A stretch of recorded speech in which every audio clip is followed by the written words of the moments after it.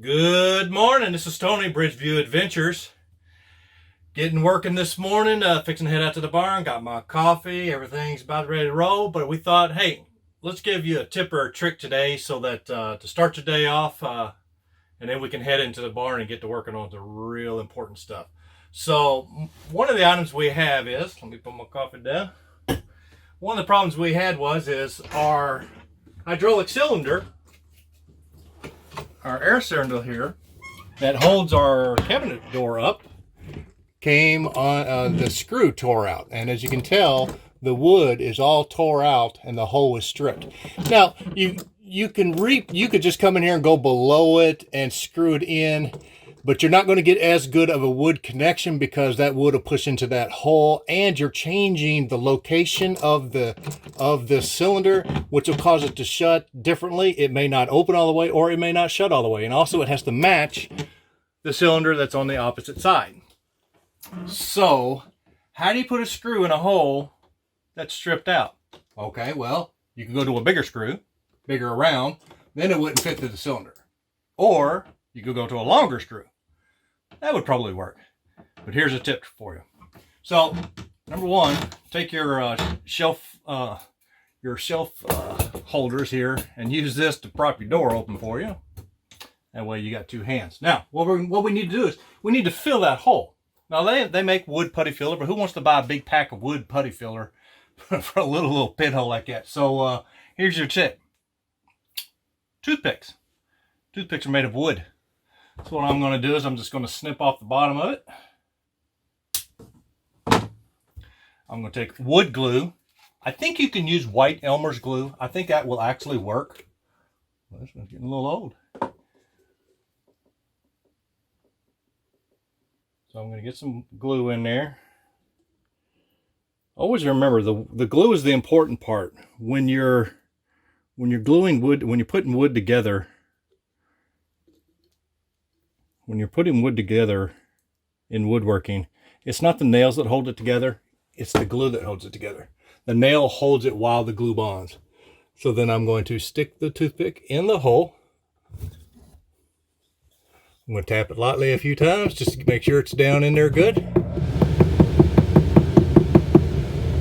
And that's it.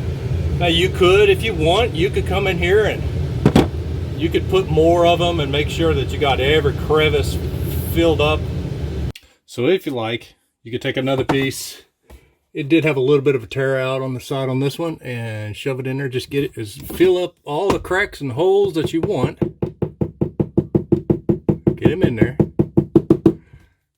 And what we're going to do is we're going to let all that glue dry up, and as soon as that glue dries up, you can just take an X-Acto knife and cut them off flush, and then you can go back and put the screw right back in the same hole.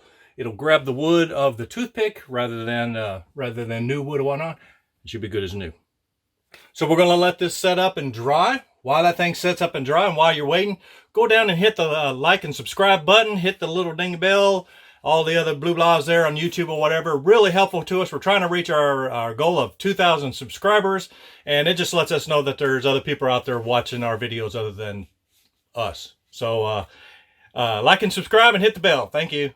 All right, it's been 24 hours, so that glue, the glue takes 24 hours to set up. So now it's time to trim these off and go ahead and install that. So easiest way, I have flush cut pliers. You could also take a box knife and cut it down. I've got flush cut pliers that cut up, that will be flush with the wood. There's a whole lot of tear out there too. I'm going to trim all that off, and so that's good and flush. Let me throw this way. All right. Okay, so now we got it cut off, we got it trimmed off flush now. So before you go and put a screw in, you don't want to just put a screw straight into a piece of wood. It wants to split the wood apart because there's no hole there for that new mass to take up space. So you gotta drill a hole so that the screw has something to go into. The teeth will bite the wood around it, but you got to give it room. So I just got a very tiny drill bit on here just to give it some room. I'm gonna put it right where where the new toothpick actually is.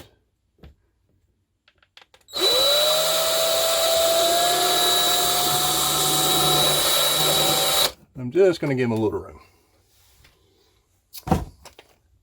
And we'll bring in the cylinder and the screw that has still been hanging on it there. Come on through, Garver Jr.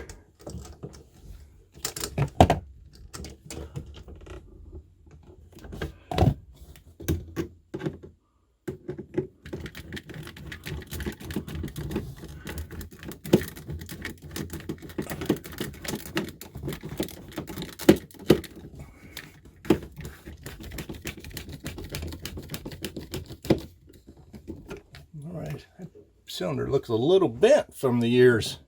We'll see. All right, let's see if she closes. Oops. Gotta get that out of the way. Well, it stays up now.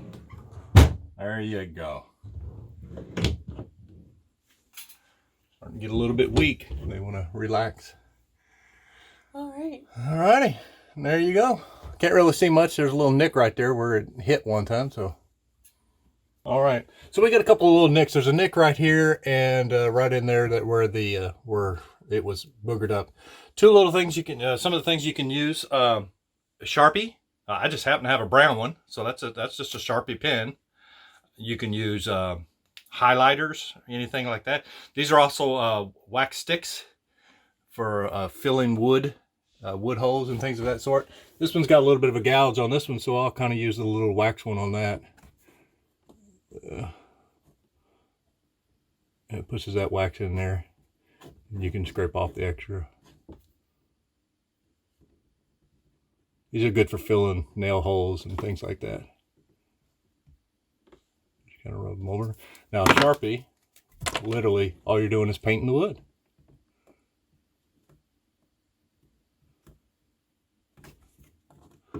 Same thing, you can just rub off the extra.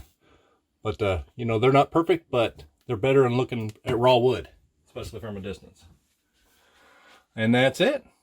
All right, so let's just take a quick look at what tools I used for doing something like that, which you would want to keep in your camper. One is, of course, box cutters with a retractable blade so that the blade's not sticking out so you don't get cut. Always a good thing to have around. I have flush cut pliers. I use these for electrical.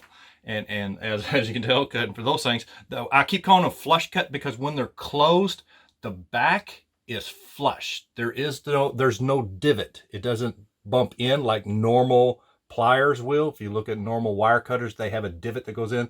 These are flush. A lot of times you'll find these in the electrical section, or best place is to go to stop by a hobby store or craft stores. Use these. It's flush with the back. So that, and of course, then there's this. We use these at work, this exact brand, and I love it so much that I went on Amazon and I bought me and my son some because these are so good. I mean, it's just a multi-tool. You pull the bits out of the front, you can open up the back and spin it around. It's got every little bit that you'd ever need. Star bits, square bits, everything. And they snap in there, close it shut, and that's good. And the back swivels, so when you're screwing, you can have it against your palm, so you can hold it and swivel, hold it and swivel and swivel. It's just a good tool. And yeah, I use it every day at work, and I said, I'm getting that thing. This one is about $15 or $20, but it is very heavy, so it's a good sturdy. You know, they have them. They have less expensive ones that you can get at Walmart and other places like that. So, yep, between that and a drill and a tape measure. But other than that, simple tools that you need to keep in your camper for all those miscellaneous things that go bad. And also pick up a marker set, and some wax fill things for all these little pinholes that you get and nail holes in your camper. So there's your little tip.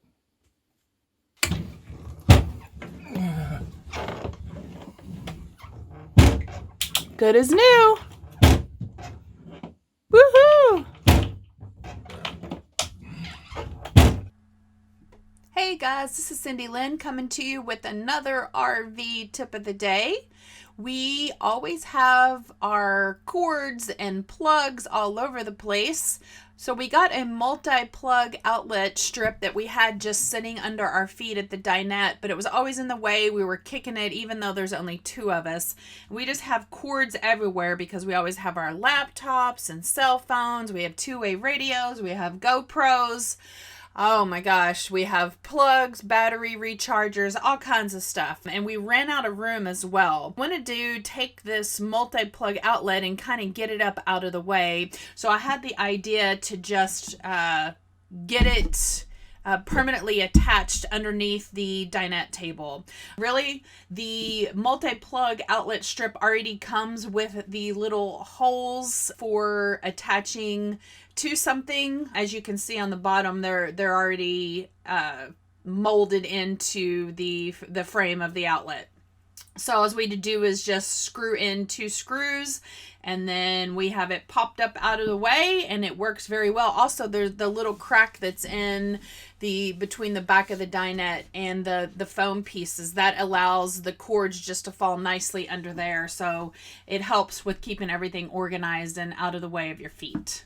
That's my tip of the day. Very easy to do and keeps everything so organized. Do appreciate you guys watching as always. If you guys haven't already done so, we ask that you hit that subscribe button, and we'll see you in the future. Thanks so much.